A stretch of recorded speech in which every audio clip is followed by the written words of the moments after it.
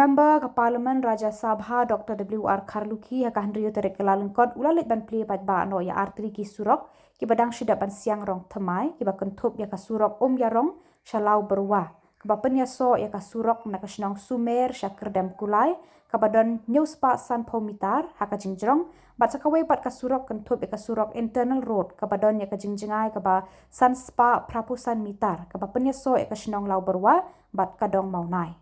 Kumban syupentip ya kitegi artylli ki Surok rong lasna lengba katnat PWD Road Umsning Division haka jinglut ke ba uwei laipuh nyo klur. Nalor UMP ke Rajya Sabha Dr. W.R. Kharlukhi lawan ban sakhilang haka teka sengi da uba ar karkrang rang ba shnong Lawbyrwa ba di lalu Executive Engineer PWD Roads Umsning Division Dr. C.R. Lindo, Co-Chairman Meghalaya Infratech Consultancy and Innovations Limited and local people of the area, lambat kiwe. Nhưng mà thọc thì mà được mình.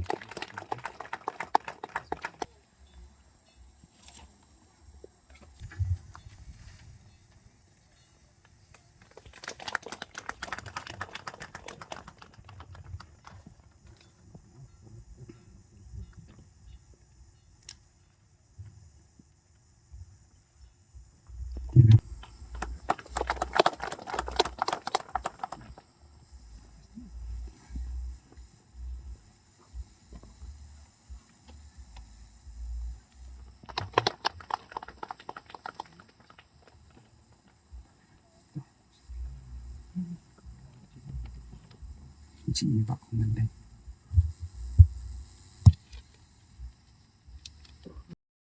Đã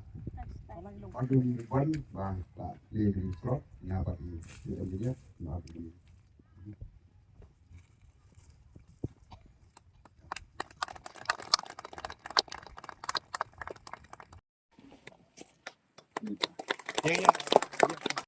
tinggi lah keren tidak yo kali Surok kalau ngejing kerku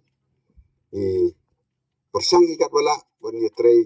nak benta ban wanra ikroi kepar jong kisnong kitau nor ke Surok kedai uwei ni kan mau bahaba uwei presiden jong ke Amerika langan bo kelau John F Kennedy wong bagri Amerika kere uspa kibah ke Surok kere Amerika dei bagri uspa